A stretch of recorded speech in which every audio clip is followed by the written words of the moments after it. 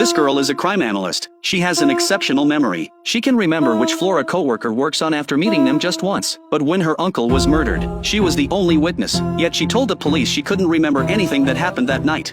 That evening at 8 o'clock, Rachel left school. Around 8:20, she got on the 147 bus to go home. She arrived home close to 9. When she entered the house, she found the lights wouldn't turn on. She was about to ask her uncle what was wrong, but she stepped on something. She picked it up and looked. It was a puzzle piece she'd never seen before. Rachel didn't think much of it. She took another step forward. This time, she felt something warm under her foot. Even though it was dark, she knew it was blood. Following the trail of blood on the floor, her uncle had already been murdered. Seeing her relative's death, Rachel showed no shock or fear. Soon the police had sealed off the scene. The medical examiner initially determined the uncle died from a stab wound to the carotid artery in his neck. Time of death was approximately 9 p.m. And there was more bad news. The deceased had been a high-ranking police officer in this district, essentially the current chief's superior. The case was assigned to a rookie cop named Mark. This was his first case. As the only witness and the deceased's niece, Rachel was brought to the station for questioning. Any small detail she remembered could be the key to solving the case. Unexpectedly, Rachel said, aside from leaving school that afternoon, taking the bus home, and entering the door code, she couldn't remember anything after entering the house,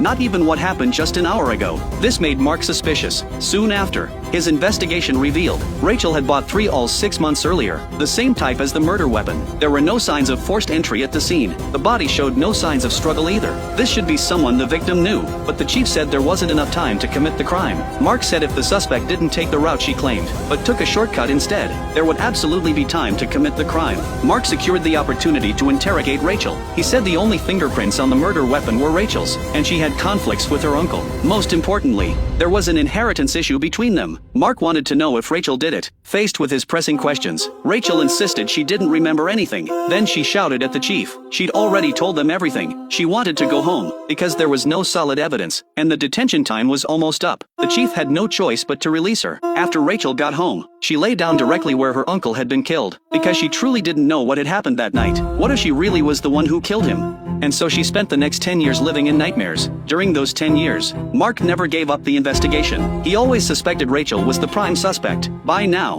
Rachel had become an excellent crime analyst. The two had professional contact through work. After extensive investigation, Mark had a bold theory. If you go by Rachel's testimony from back then, at 8 o'clock, she left school early, a 5-minute walk from the school gate to the bus stop, waited 3 minutes, got on the 147 bus. According to the surveillance footage from that time, the bus passed 5 stops. She was the only passenger. It took 32 minutes to reach the bus stop near her home. On the way home, there was a fork in the road. Taking the right path took 20 minutes, but going left would save 8 minutes. That road had no surveillance cameras, no witnesses either. If the timing was calculated correctly, there would be plenty of time to commit the murder. Meanwhile, Rachel received an anonymous package. She opened it and looked, then ran back into the house in terror. She pulled out the only piece of evidence left at the scene when her uncle was killed. That puzzle piece. That's right. The killer who had disappeared for 10 years had appeared again.